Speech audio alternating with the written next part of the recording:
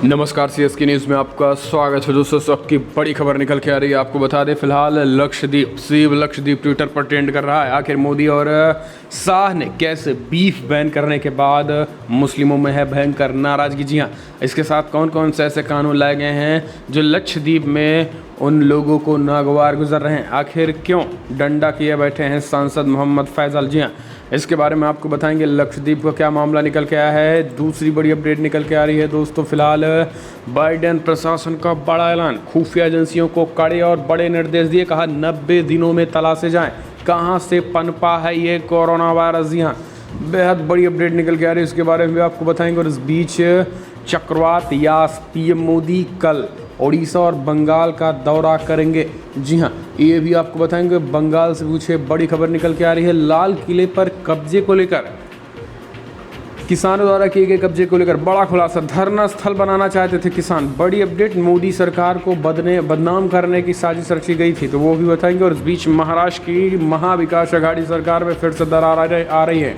तो दोस्तों एक एक खबरें विस्तार से बताएंगे, लेकिन उससे पहले एक छोटा सा निवेदन, अगर आपने चैनल को अभी तक सब्सक्राइब नहीं किया तो प्लीज़ सब्सक्राइब कर लाल बटन दबाकर चैनल को सब्सक्राइब करें। और अगर आप भी मानते हैं कि प्रधानमंत्री मोदी के नेतृत्व में देश कोविड-19 से बिछड़ेगा और चीन और पाकिस्तान को मुंह तोड़ करारा जवाब मिलेगा, तो इस वीडियो को लाइक करके अपना समर्थन दर्ज के। दरअसल पहली बड़ी अपडेट निकल के आ रही है। लक्षद्वीप को आखिर क्यों प्रशासक प्रफुल्ल पटेल से नाराज हैं लक्षद्वीप के लोग। ट्विटर पर ट्रेंड करा रहे हैं सेव लक्षद्वीप। मोदी शाह ने क्या कुछ कमाल किया है। देश के सबसे द्वीप में से एक लक्षद्वीप में प्रशासक और स्थानीय नेताओं पर विवाद शुरू हो गया है। कुछ दिन पहले ही सोशल मीडिया पर सेव लक्षद्वीप ट्रेंड कर रहा था। दरअसल यहाँ के शासक प्रफुल्ल पटेल के खिलाफ स्थानीय लोगों में कोरोना मिसमैनेजमेंट के साथ ही द्वीप वासियों के खाने पीने पर टिप्पणी और खासकर कुछ नए कानूनों को लेकर नाराज हैं। लक्षद्वीप के सांसद मोहम्मद फैजल खान ने कहा है कि जब से गुजरात के पूर्व विधायक प्रफुल्ल पटेल को दिनेश्वर शर्मा के निधन के बाद नया प्रशासक नियुक्त किया गया है, तब से लक्षद्वीप के लोगों की परेशानी बढ़ गई है। उनका कहना है कि नए प्रशासक अपने मनमाने तरीके से भारत के लोकतांत्रिक ताने बाने को खराब कर रहे हैं। दरअसल महामारी से निपटने में प्रफुल्ल पटेल की बात करें तो लक्षद्वीप में एक केस नहीं थे, लेकिन दूसरी लहर में यहाँ तेज़ी के साथ केस बढ़े हैं। इसके साथ ही दोस्तों आपको बता दें, कुछ एक नए कानून भी लगाए गए हैं। अगर बात करें यहाँ पर कुछ एक नए कानून लगा दिए गए हैं। प्रफुल्ल पटेल दरअसल यहाँ पर बीफ बैन कर दिया गया है। लक्षद्वीप पशु संरक्षण कानून बनाया गया है। जी हाँ, जिसमें कहा गया है कि बीफ बैल की हत्या, गाय बैल की हत्या पर प्रतिबंध लगाया जाएगा। जबकि एक अन्य और कानून के जरिए शराब के बिजनेस को बढ़ाने का प्लान है। लक्षद्वीप लंबे समय से एक गैर मादक क्षेत्र रहा है और यहाँ अधिकांश लोग मांसाहारी हैं। सांसद मोहम्मद फैजल खान ने कहा है कि इस अधिनियम के तहत ये बताने की कोशिश कर रहे हैं कि मुझे क्या खाना चाहिए और मुझे क्या नहीं खाना चाहिए। वो मेरा संवैधानिक अधिकार छीन रहे हैं। उन्होंने लक्षद्वीप विकास प्राधिकरण विनियमन 2021 के मसौदे को पेश करके लोगों को भूमि को हड़पने का प्रयास करने का आरोप लगाया है। यानी एक और नया कानून आ रहा है, लक्षद्वीप विकास प्राधिकरण विनियमन। तो ये लक्षद्वीप डेवलपमेंट अथॉरिटी रूल जो ये है, कहीं ना कहीं अपने आप में इसको लेकर सबसे ज़्यादा कंट्रोवर्सी। और इसमें कहा गया है कि किसी भी तरीके से अगर कोई कंस्ट्रक्शन का काम होगा सरकार की तरफ से, तो आप सबको बिना पूछे और आपसे बिना सलाह के आपको दूसरी जगह पर शिफ्ट करने को मजबूर हो जाएगा। दरअसल लक्षद्वीप की अगर हम आबादी की बात करें तो यहाँ लक्षद्वीप में लगभग 50-60 से 70 हज़ार के करीब लोग रहते हैं। जी हाँ, और इसमें 90% की जनता मुस्लिम है। हालांकि नए प्रशासक जब से आए हैं उन्होंने बीफ पर बैन लगा दिया। कहा यहाँ पर किसी भी तरीके से गाय और बैल नहीं काटे जाएंगे। आपको बता दें इस लिहाज से किया गया था क्योंकि लक्षद्वीप जो है वो पर्यावरण से लेकर हर चीज़ में सबसे ज़्यादा शुद्ध है। और अगर इसी तरीके से गाय बैल खाते रहेंगे तो लक्षद्वीप भी पूरी तरीके से वो द्वीप भी बर्बाद हो जाएगा। लक्षद्वीप 35 छोटे बड़े द्वीपों से मिलकर बना हुआ है और दोस्तों वो कहीं ना कहीं तरीके से सबसे अच्छा आइलैंड है। और वहाँ पर उपराज्यपाल नहीं होते हैं, वहाँ पर राष्ट्रपति द्वारा प्रशासक नियुक्त किए जाते हैं और वही प्रशासक नियुक्त किए गए हैं नए प्रफुल्ल पटेल। प्रफुल्ल पटेल कौन है, ज़रा इनके बारे में भी समझ लीजिए। प्रफुल्ल पटेल दोस्तों 2010 में जब गृहमंत्री अमित शाह, वर्तमान के गृहमंत्री अमित शाह और उस समय के भी गृहमंत्री अमित शाह गुजरात के, जब वो जेल में गए थे तब उस सिचुएशन में 2007 में पहली बार विधायक बने प्रफुल्ल पटेल को प्रधानमंत्री नरेंद्र मोदी ने अपनी कैबिनेट में होम मिनिस्टर बनाया था। यानी कुछ दिनों के लिए वो होम मिनिस्टर प्रफुल्ल पटेल थे, प्रधानमंत्री मोदी के नेतृत्व में काम किए थे। और उसी के बाद से पीएम मोदी ने अब उनको इतना बड़ा जिम्मा सौंपा था राष्ट्रपति के अनुमोदन के द्वारा, और यही कारण है कि अब इनका विरोध हो रहा है। तो दोस्तों, वीफ बैन को लेकर और तमाम जो कानून आए हैं उसको आप कैसे देखते हैं, कमेंट के माध्यम से अपनी राय दें। हम चलते हैं अगले अपडेट लेते हैं। बड़ी खबर, बाइडेन का खुफिया एजेंसियों को निर्देश, कहा 90 दिनों में तलाश से कहां से पनपा वायरस, चीन के खिलाफ कसे जाएगा शिकंजा। अमेरिकी राष्ट्रपति जो बाइडेन ने बुधवार को खुफिया एजेंसियों को कोविड-19 यानी कोरोना वायरस महामारी पर जन्म स्थान तलाशने के लिए दोगुने प्रयास करने को कहा है। इसके साथ ही बाइडेन ने एजेंसियों को कहा है कि 90 दिनों के भीतर वायरस के जन्म स्थान का पता करके रिपोर्ट करें। उन्होंने कहा है कि निष्कर्ष निकालने के अपर्याप्त साक्ष्य, क्या ये किसी संक्रमित जानवर के मानवीय संपर्क से उभरा हुआ है या एक लैब ट्यूब से दुर्घटना से इस महामारी को जन्म दिया गया है, आखिर कहां से। बाइडेन ने कहा है कि खुफिया समुदाय के ज़्यादातर लोग इस पर यकीन नहीं कर रहे हैं। इस महामारी की बात करें कि दूसरी की तुलना में सही होने का आकलन करके पर्याप्त जानकारी मौजूद करें। तो दोस्तों, ये चीन से निकला है, इस बात में कोई डाउट नहीं है, क्योंकि ये प्राकृतिक नहीं है, नेचुरल है, और इस वजह से इस पर शिकंजा। हम चलते हैं अपडेट। चक्रवात यास, पीएम मोदी कल उड़ीसा और बंगाल का करेंगे दौरा।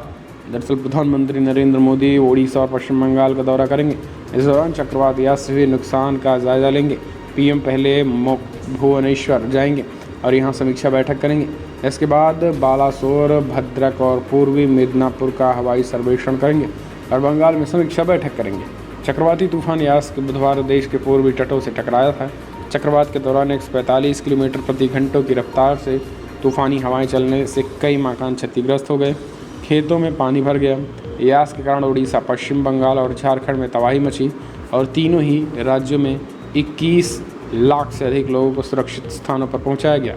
ओडिशा के बालासोर और भद्रक जिलों में 128 गाँव में पानी भर गया था। मुख्यमंत्री नवीन पटनायक ने इन गाँवों के लिए 7 दिनों तक राहत पहुँचाने की घोषणा की है। हम चलते हैं अपडेट। बड़ी खबर, खुलासा, लाल किले पर कब्जा कर धरना स्थल बनाना चाहते थे किसान, मोदी सरकार को बदनाम करने की थी साजिश।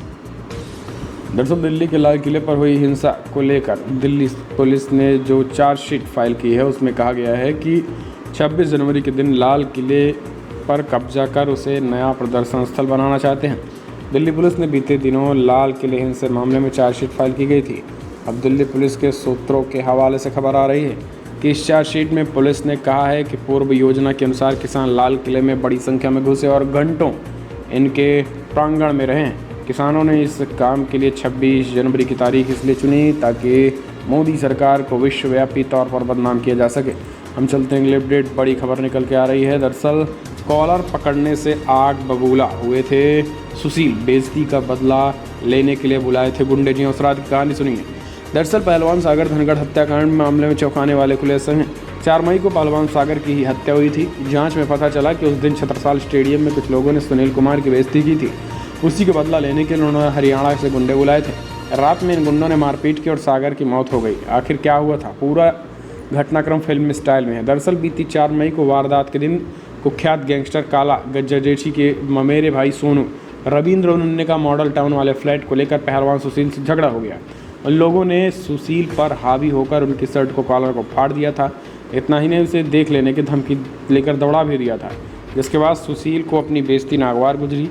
खुन्नस और तनाव में आकर उन्होंने उसी दिन बदला लेने की ठान ली और इसके लिए सुशील ने कुख्यात नीरज भवाना और असौदा गिरोह के बदमाशों का सहारा लिया। पुलिस का कहना है कि फिलहाल 4 मई को दिन में सुशील जब छत्रसाल स्टेडियम आए थे तब उनके साथ ज़्यादा पहलवान नहीं थे। स्टेडियम में अचानक उनकी सोनू, सागर, अमित, भक्तू और रविंदर और विकास वगैरह से कहा सुनी हो गई थी। और इसी के बाद आपको बता दें कि सुशील को ज़बरदस्त तरीके से अपमानित भी किया गया था। उस समय तो सुशील स्टेडियम से चले गए, लेकिन अपमान का बदला लेने के लिए उन्होंने तुरंत उन लोगों को सबक सिखाने की ठान ली। अजय और अन्य साथियों के साथ मिलकर उन्होंने बदमाशों को फ़ोन कर तुरंत हरियाणा से दिल्ली बुला लिया। पहले किसी अन्य जगह पर सभी जमा हुए और वहाँ कईयों ने शराब पी। फिर उसके बाद एक एक करके चुन चुन कर पहले रविंद्र के घर पहुँचे और वहाँ से रविंद्र को 5-6 गाड़ियों में बैठकर उनको किडनैप किया, मतलब अपने साथ लिया। रविंद्र उस समय नीचे चाय पी रहा था। फिर उसके बाद सोनू के घर पहुँचे। सागर, अमित, भक्तू सबके घर कार में बिठाकर छत्रसाल स्टेडियम ले गए।